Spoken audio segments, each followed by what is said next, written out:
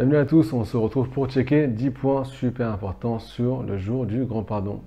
10 points qui vont changer votre Yom Kippour. Alors ce cours est dédié au bon mazal, à la bonne santé, à la teshuva shelema de Netanel Chaim Ben Ruth Nathalie. Premier point, est-ce que vous connaissez les Juifs de Kippour? Il y a un principe qui s'appelle les Juifs de Kippour.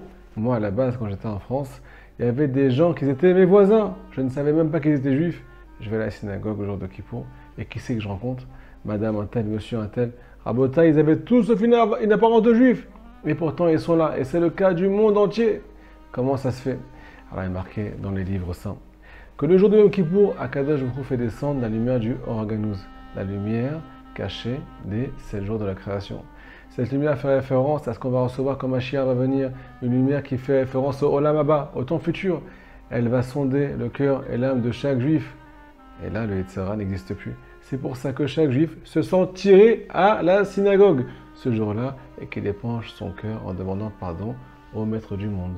Deuxièmement, faut-il être triste à Kippour ou bien joyeux? La Gemara nous dit que la tristesse, elle est à bannir ce jour-là. Lo ayu yamim tovim l'am Israël ketu be'av ve Yom Kippour. Il n'y a pas plus grand jour de joie pour le peuple d'Israël et pour Dieu, comme on va l'expliquer, que le 15 Av et le jour de Yom Kippour.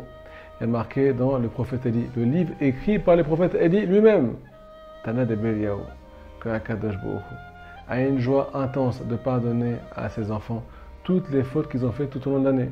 Deuxièmement, nous aussi, on doit surtout quitter la tristesse ce jour-là. On vient pardonner de toutes nos fautes à Botaï. Akadosh Baruch Hu nous fait un chesed d'une bonté énorme, une bonté qui est au-dessus de la compréhension, que vous ne comprenez pas, que je ne comprends pas. Il va tout pardonner pour son nom, par sa miséricorde infinie. Donc c'est un jour de très très grande joie. Surtout, ne pas le manquer. Troisièmement, une question que je me suis posée, je vous la pose et je vous réponds aussi. Comment ça se fait qu'en un seul jour, le jour de Kippour, Akadosh Baruch Hu peut pardonner 364 jours de fautes avec intensité? Des fois, on a mis le paquet à Botaï. Il faut savoir qu'en une seule heure, on peut faire des centaines de fautes avec du Lachon Hara, en laissant ses yeux traîner là où il ne faut pas, et ainsi de suite. Je vous passe les détails. Et là, Akadosh Baruch Hu nous dit, fais tchouva le jour de Yom Kippour et je te pardonne sur toutes les lignes. Comment ça marche? Réponse de Rabbi Nachman dans le Sefer Hamidot. Écoutez cette folie. Le jour où le juif fait teshuva, où les ma'alam et azman, il est au-dessus du temps. Ce qui veut dire que le chiffre 364 n'existe pas. Qu'est-ce que ça veut dire tout ça? Non seulement ça n'existe pas la notion du temps, mais en plus il va tirer tous ces jours-là et il va les élever proche d'Akadosh Baruch Hu, là où la faute n'existe pas. C'est pour ça qu'il est pardonné en une fraction de seconde rabotaille, en mettant des petits coups de poing sur la poitrine, en disant pardon Borom, aide-moi à ne plus recommencer. Elle n'est pas belle la vie. Quatrièmement, comme vous le savez, il y a 5 choses qui sont interdites le jour de Kippour. On appelle ça les 5 mortifications. Ce n'est pas un mot très joli, mais on va l'expliquer de façon magnifique. On n'a pas le droit d'avoir des relations intimes. On n'a pas le droit de manger, de se laver, de soindre et ainsi de suite. Comment ça se fait? Quelle est la raison? Alors, à part que c'est marqué dans la Torah, il y a une raison très profonde selon Rabbi Nathan de Boissel dans l'Écoute à la Chot. Il faut savoir que toutes les fautes viennent de ce qu'on appelle l'instinct animal. Il est instinctif, il fait du mal, il fait ce qu'il veut. Il ne veut pas respecter la Torah, il ne veut pas respecter Dieu, il ne veut pas que tu te respectes. Le jour de Kippour, on vient s'élever de l'instinct animal. On vient le mettre de côté, lui mettre une belle tannée. On ne va pas lui donner à manger. On ne va pas avoir de relations qui sont des fois entraînées par un instinct. On ne va pas avoir des plaisirs qui sont le symbole de l'instinct animal qui veut être rempli de plaisir à chaque instant. On va savoir dire non ce jour-là. Grâce à ça, on va s'élever au niveau de ce qu'on appelle l'homme qui a été créé à l'image de Dieu. Donc on s'élève au-dessus de la création. On est comparé à des anges rabotaï. C'est un jour où on a une proximité intense avec le Boré Olam, avec Akadosh Baruch Hu. Cinquièmement, il faut que tu saches que, à part le fait que Hachem pardonne tes fautes le jour de Kippour, il va aussi annuler les anges qui ont été créés par tes fautes. Ces anges-là, c'est des mechablim, c'est des terroristes. Ils veulent t'assassiner, ils te veulent du mal. Ils viennent chaque jour accuser ta personne. Celui-là, il m'a créé, il ne veut pas me nourrir, il m'a laissé tomber. À cause de ça, tu as des soucis, tu as des problèmes de parnassa, tu as des problèmes dans ta vie. Akadosh Baruch Hu vient faire une Shoah spirituelle. Il vient les assassiner le jour de Kippour. Pourquoi? Par sa grande bonté. Tous les commandements négatifs que tu as transgressés vont être pardonnés ce jour-là. Elle n'est pas belle la vie. Sixièmement, au cas où vous ne le savez pas, le jour de Kippour est Mesougal et propice pour réparer la faute la plus grave de la Torah. la semence en vain. Selon le Zohar, il n'y a pas de réparation. Selon Rabbi Nachman, il y a oui une réparation. Et le jour de Kippour, c'est le temps le plus propice. Pourquoi? C'est le jour où Abraham Avinu a fait la Brit Mila. La Brit Mila, c'est ce qu'on appelle le Tikkun Abrit. On a enlevé les prépuces, on a enlevé l'écorce, on a enlevé les Masachim, les barrières qui sont entre nous et Akadosh Baruch Hu. C'est pour ça que c'est super important de dire le Tikkun Aklali le jour de Kippour. Ces 10 psaumes qui ont été dévoilés par Rabbi Nachman de Breslev pour réparer la semence en vain. Donc voilà, Bezrat Hashem, vous allez être blanchis de toutes vos fautes le jour de Kippour, même de celle qui est la plus grave de la Torah. Septièmement, il y en a qui ont du mal à croire en ce qu'on appelle la réparation et le pardon d'Akadosh Baruch Hu. Même le jour de Kippour, ils arrivent à la synagogue, ils n'ont pas le cœur. Ça marche pas. Combien de fois tu vas dire pardon? Je vais recommencer après Kippour. À quoi ça sert tout ça?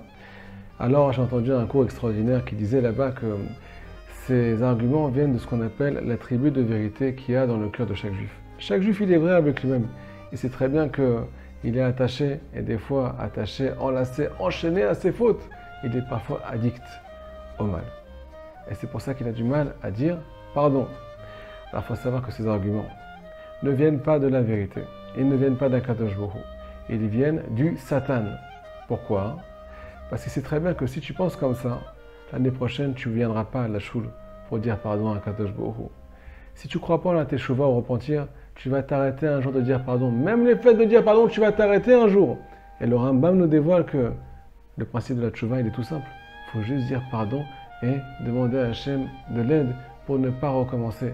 Et si toi tu baisses les bras à cause de cette vérité-là, l'année prochaine tu ne seras pas là. À part ça, il faut savoir que le jour de Kippour répare toutes nos fautes pour celui qui a foi dans ses paroles. Huitièmement, j'ai une question pour vous. Comment ça se fait qu'on dit 300 fois pardon à Kadosh Baruch Hu le jour de Kippour? Une fois ça aurait suffi, une fois sincèrement. Pourquoi 300 fois avec fatigue, avec mal au dos, mal au cœur, mal au ventre, on a soif, on est fatigué, on n'a pas de café? Alors en tout, on ne dit pas 300 fois pardon, on dit 10 fois le vidouille. Hacham Baganu Gazanu. Pourquoi 10 fois? Nous dit le Moharosh, Rabbi Eliezer Shik, élève de Rabbi Nachman de Breslev, quelque chose de magnifique. Il y a marqué dans les contes de Rabbi Nachman que le Yetzirah, tout au long de l'année, à chaque faute qu'on fait, il nous lance des flèches dans le cœur, des flèches dans notre âme. Et ces flèches-là, elles ne sont pas que des flèches. Elles sont embaumées de ce qu'on appelle du poison. Ce poison-là, c'est qu'à part le fait qu'on a fauté, le Yetzirah nous fait ce qu'on appelle ressentir de la tristesse, du désespoir, du mal-être et l'envie de tout plaquer. Le jour de Kippour, avec les 10 fois on va faire vidouille, on va enlever ces flèches-là de notre âme. On va guérir à bataille de notre désespoir, de notre tristesse et de toutes les conséquences de la faute.